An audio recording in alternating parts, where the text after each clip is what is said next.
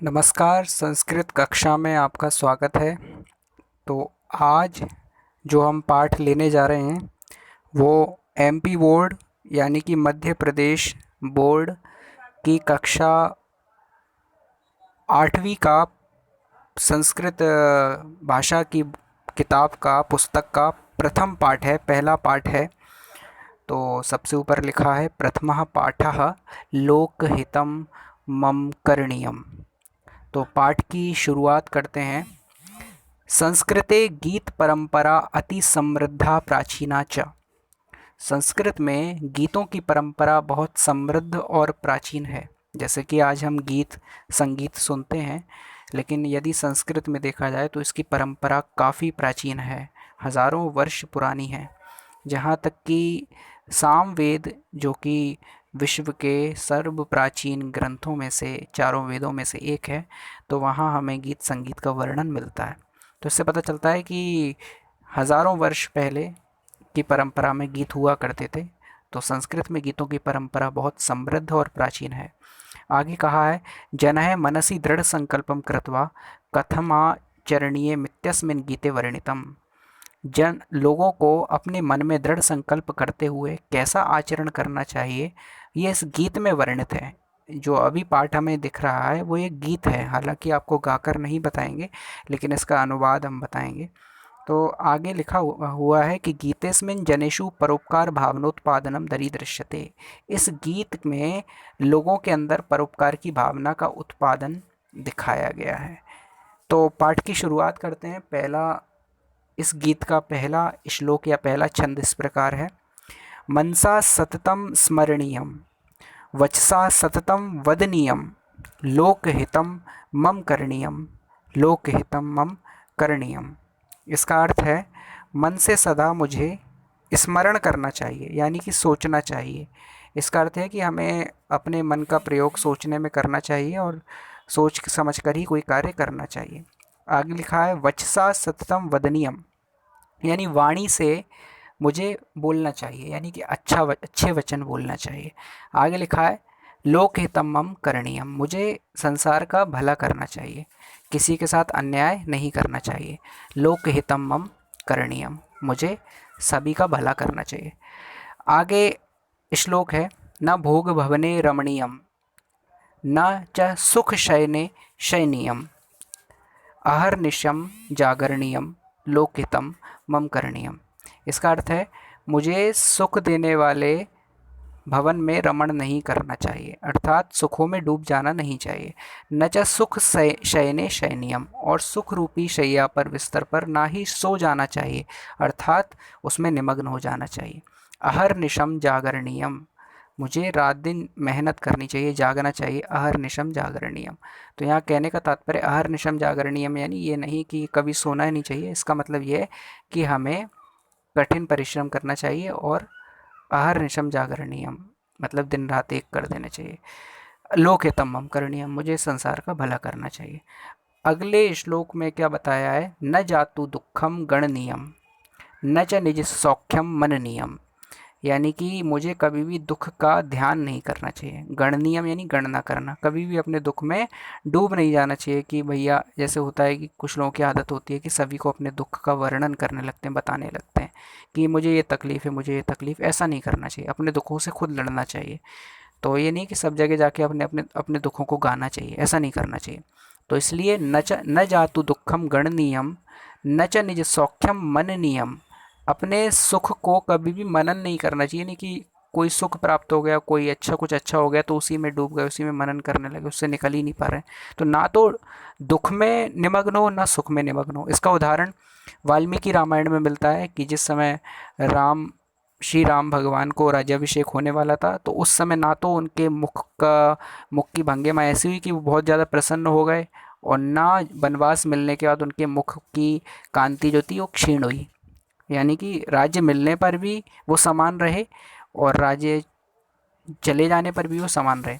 तो इसका भगवत गीता में भी अच्छा उदाहरण दिया है कि जो व्यक्ति द्वंद्वों में समान रहता है वह वास्तव में योगी है। वास्तव में एक सच्चा मनुष्य जो कि दुख में ना तो जिसकी कांति म्लान हो और न सुख में वो डूब जाए। ये नहीं कि सुख में नृत्य करने लगे, बड़ा सुख मिल गया और एक क्षण में दुख मिल गया तो अरे माथा पकड़ के बैठ जाए, ऐसा नहीं। व्यक्ति को गंभीर होना चाहिए और व्यक्ति को हर परिस्थिति में रहना आना चाहिए। तो इसीलिए कहा गया न जातु दुखम गणनीयम न च निज सौख्यम मननीयम कार्य क्षेत्रे त्वरणीयम। हमें अपने कार्य क्षेत्र में त्वरणीयम यानी कि एक्टिव रहना चाहिए। अगर हम खेल के मैदान में हैं तो वहाँ हमें पूरी अच्छी तरह से खेलना चाहिए, अच्छे खिलाड़ी की तरह। अगर हम क्लास में हैं, पढ़ रहे हैं, तो हमें अच्छे से पढ़ाई करनी चाहिए। हम जिस वक्त जो कार्य कर रहे हैं उसमें पूरी तन्मयता के साथ, पूरी एक्टिवनेस के साथ करना चाहिए। कोई टीचर है तो उसे पूरी एक्टिवनेस के साथ अच्छे से अपने अध्यापन पर, अपनी शिक्षण पर ध्यान देना चाहिए। देश की रक्षा के लिए जो सैनिक हैं सीमा पर तैनात, उन्हें अच्छे से देश की रक्षा करनी चाहिए। और जो डॉक्टर्स हैं उन्हें अच्छे से अपना कार्य करना चाहिए। हर एक क्षेत्र का व्यक्ति उसे अपने कार्य क्षेत्र में त्वरणीयम यानी कि एक्टिव रहना चाहिए। लोकहितम मम करणीयम, मुझे सभी का भला करना चाहिए। अगला श्लोक है दुख सागरे तरणीयम कष्ट पर्वते चरणीयम विपत्ति विपिने भ्रमणीयम लोकहितम मम करणीयम। यानी कि दुख के जो सागर में हमें तरणीयम यानी तैरना चाहिए।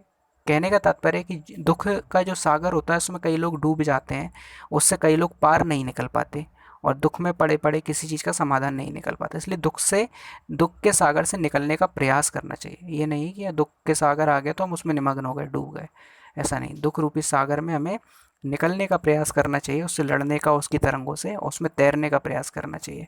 कष्ट पर्वते चरणीयम, कष्ट रूपी पर्वत पर चढ़ना चाहिए। कितनी परेशानी हो लेकिन हमें एक पर्वत पर चढ़ने की तरह योद्धा बनना चाहिए या फिर एक आरोहक बनना चाहिए और कष्ट रूपी पर्वत पर चढ़कर निकलना चाहिए।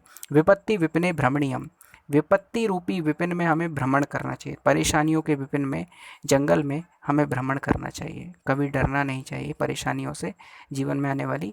और लोकहितम मम करणीयम, हमें संसार का भला करना चाहिए।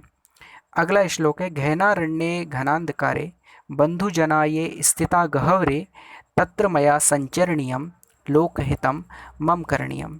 इसका अर्थ है गहनारण्ये घनांधकारे बंधुजनाये स्थिता गहवरे, जो हमारे भाई बंधु हैं, हमारे मित्र हैं, वो परेशानियों में अगर डूबे हुए हैं, गहनारण्य, गहन अरण्य में, घने जंगल में, घनांधकारे, घने अंधकार में, गुफाओं में, तो हमें क्या करना चाहिए? तत्र मया संचरणीयम, हमें वहाँ पर जाना चाहिए।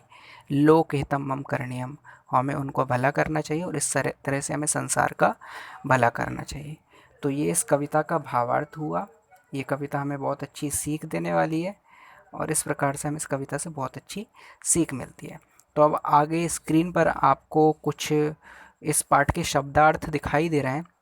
करणीयम का अर्थ है करना चाहिए। दुख सागरे का अर्थ है दुख रूपी सागर में। गहनारण्य का अर्थ है गहन वन में। त्वरणीयम का अर्थ है शीघ्रता करनी चाहिए। कष्ट पर्वते का अर्थ है कष्ट रूपी पर्वत पर। गहवरे का अर्थ है गुफा में।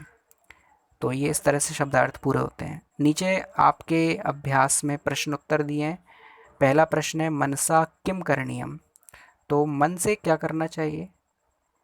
मनसा किम करणीयम, मनसा सततम स्मरणीयम, तो इसका उत्तर है स्मरणीयम। अगला प्रश्न है वचसा किम करणीयम, वाणी से क्या करना चाहिए? इसका उत्तर है वदनीयम। अगला प्रश्न है कस्मिन न रमणीयम, किसमें रमण नहीं करना चाहिए? इसका उत्तर है भोग भवने। अगला प्रश्न है किम न गणनीयम, किसकी गणना नहीं करनी चाहिए? तो इसका उत्तर है दुखम। अगला प्रश्न है किम न मननीयम, किसका मनन नहीं करना चाहिए? इसका उत्तर है निज सौख्यम। तो यहाँ पर ये एक पदेन उत्तर पूरे हुए, एक पद में लिखने वाले। आगे एक वाक्यन उत्तर है। प्रश्न है पहला कुत्र त्वरणीयम, कहाँ पे हमें त्वरणीयम यानी शीघ्रता करनी चाहिए, एक्टिव रहना चाहिए? तो उसका उत्तर है कार्यक्षेत्रे त्वरणीयम। अगला प्रश्न है कस्मिन तरणीयम, किसमें हमें तैरना चाहिए? तो इसका उत्तर है दुख सागरे तरणीयम। अगला प्रश्न है कुत्र चरणीयम, कहाँ पर हमें चढ़ना चाहिए? तो कष्ट पर्वते चरणीयम। आगे अगला प्रश्न है विपत्ति विपिने किम करणीयम, विपत्ति रूपी विपिन में क्या करना चाहिए? तो विपत्ति विपिने भ्रमणीयम। अंतिम प्रश्न है मम किम करणीयम, हमें क्या करना चाहिए? तो लोकहितम मम करणीयम। इसके बाद आपकी उचित योजित जोड़ियाँ हैं, तो मनसा को मिलाएंगे आप मनसा सततम स्मरणीयम से, वचसा को मिलाएंगे वचसा सततम वदनीयम से। इसके बाद भोग भवने न रमणीयम, लोकहितम को करणीयम से मिलाएंगे और अहर्निशम को जागरणीयम से मिलाएंगे। तो इस तरह से ये आपके जोड़ियाँ भी कंप्लीट हुई। अगला प्रश्न देख रहे हैं आप स्क्रीन पर, तो आमना है यानी कि शुद्ध अशुद्ध, तो इसको कष्ट पर्वते चरणीयम, कष्ट रूपी पर्वत पर चढ़ना चाहिए। आम। दुख सागरे न तरणीयम, दुख रूपी सागर में तैरना नहीं चाहिए, तो इसका उत्तर है ना। तीसरा प्रश्न है न जातु दुखम गणनीयम, दुखों की गणना नहीं करनी चाहिए। आम। विपत्ति विपिने न भ्रमणीयम, विपत्ति रूपी विपिन में नहीं भ्रमण करना चाहिए। न। अहर्निशम जागरणीयम, रात दिन जागना चाहिए। आम। इसके बाद आपके उचित पदेन रिक्त स्थानम पूर्यत, उचित शब्द से रिक्त स्थान की पूर्ति कीजिए। तो इसका उत्तर बंधु जनाये स्थिता, पहले वाले का उत्तर है गहवरे। दूसरा है लोकहितम करणीयम। तीसरा प्रश्न है भोग भवने न रमणीयम। चौथा प्रश्न है कार्यक्षेत्रे, इसका उत्तर है त्वरणीयम। पांचवा प्रश्न है कष्ट पर्वते, तो इसका उत्तर है चरणीयम। तो इस तरह से आपका ये पाठ संपूर्ण होता है। आगे धातु प्रत्यय पृथक करने का प्रश्न है, तो वो ग्रामर के अंतर्गत यानी व्याकरण के अंतर्गत आता है। अगर आप चाहें तो इस वीडियो में हम बता सकते थे, लेकिन हम इस वीडियो में ना बता के व्याकरण का एक अलग से वीडियो बनाएंगे पूरे क्लास 8th का अलग से। तो इस पार्ट में इतना ही। चैनल को सब्सक्राइब ज़रूर करें। धन्यवाद।